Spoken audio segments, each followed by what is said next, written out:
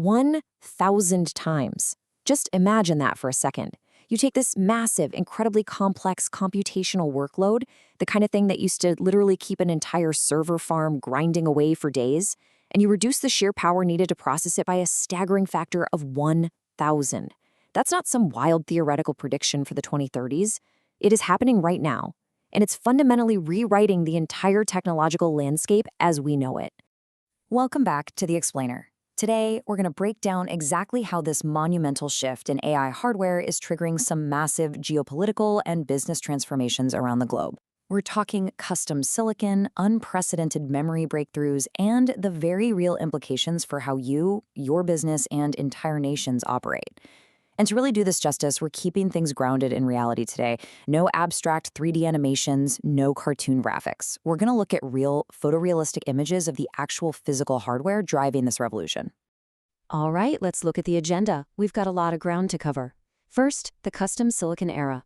Then, the 1000x memory breakthrough.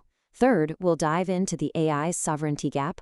Fourth, automated sandboxing and telemetry. And we'll wrap up with AI operational ROI benchmarks. Simple enough, right? Let's dive in.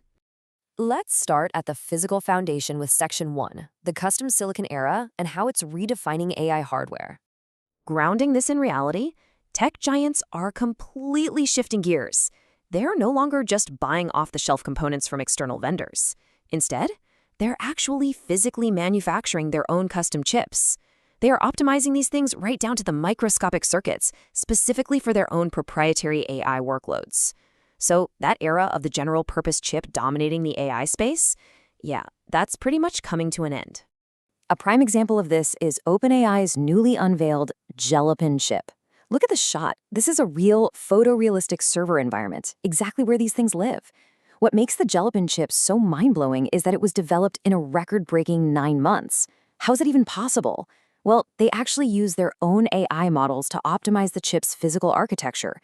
It's kind of like Inception. They're literally using AI to build better AI hardware. And that custom engineering translates directly to the bottom line. The resulting architecture is so hyper-efficient that it delivers a massive 50% cost saving for day-to-day operations compared to traditional GPUs.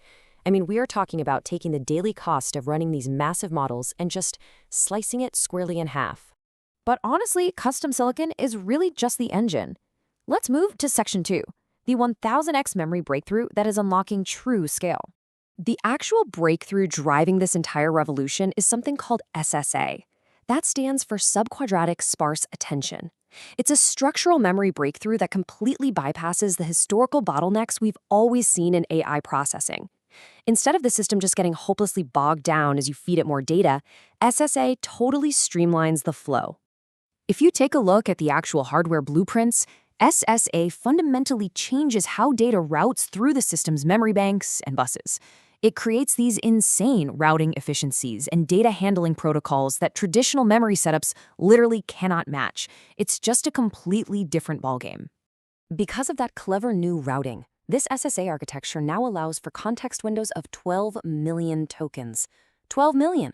To put that into perspective, models can now process vast, towering libraries of information, entire archives of text, code, financial data, all in a single continuous prompt. And most importantly, bringing us right back to our opening hook, this architecture reduces the overall computation required to process all those massive data sets by an astounding factor of 1,000 times. It does exponentially more work with just a fraction of the computational sweat. So what does this actually mean for real-world performance? Well, this structural leap makes the system 52 times faster than the current industry standard, which is flash attention 2. Notice I didn't say 52%, 52 times faster. We are talking about an entirely new paradigm of speed here. Now, because this hardware is so profoundly powerful, its physical location has basically become a matter of national security. That brings us to Section 3. The AI sovereignty gap, and the global strategic divide. Check this out. A startling new data point from the UN Supercomputer metric reveals a massive imbalance. Get this, 75% of the world's top 500 AI supercomputers are currently concentrated entirely within the United States. Just 25% are scattered across the rest of the entire globe. This deep concentration of compute power is creating a massive strategic wedge between Silicon Valley and the rest of the world. It's forcing nations everywhere to urgently hit the gas on their own sovereign AI strategies. They're basically racing to build local infrastructure because, frankly, the alternative is being completely locked out of the new global economy, and absolutely no one wants that. So, with all this localized power, how do we deploy this tech safely when there's a known 55% unreliability gap in AI outputs? Let's tackle that in Section 4, Automated Sandboxing and Telemetry. The solution outlined in the briefing is the Agentic protocol. It starts with one ironclad rule. Never, ever permit autonomous agents to commit code directly to production. Step 1 is configuring a pre-production sandbox. Step 2 introduces a parallel review agent. Think of it kind of like an auditor AI, whose sole job is to watch the primary AI, actively catching things like ghost variables and logic fallacies before they can cause any damage. And step 3? That brings in narrative telemetry. Narrative telemetry is an absolute game changer. Let's be real, nobody wants to read millions of lines of raw machine code.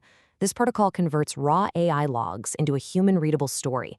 It lets managers instantly spot quality drifts. And remarkably, it reduces the manual log review time for human leads by an estimated 70%. It actually makes oversight possible and, efficient.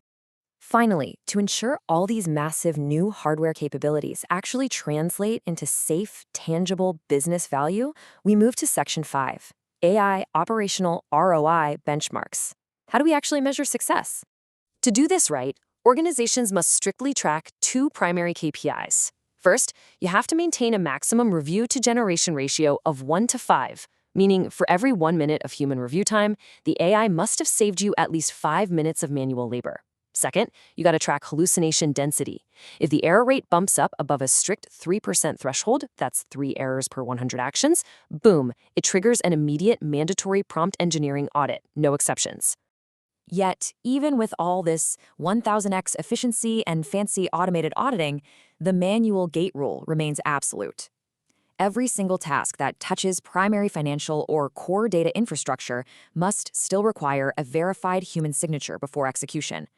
The ultimate accountability, it remains profoundly human. We've seen how custom silicon and SSA memory have fundamentally changed the speed and cost of AI forever. We've seen the very real global strategic divide it's creating. So the ultimate question I want to leave you with today is this. Are your organization's operational protocols truly ready to govern this unprecedented power safely? Take these frameworks, apply them to your teams, and stay ahead of the curve. Thanks for joining me for this explainer, and I'll see you in the next one.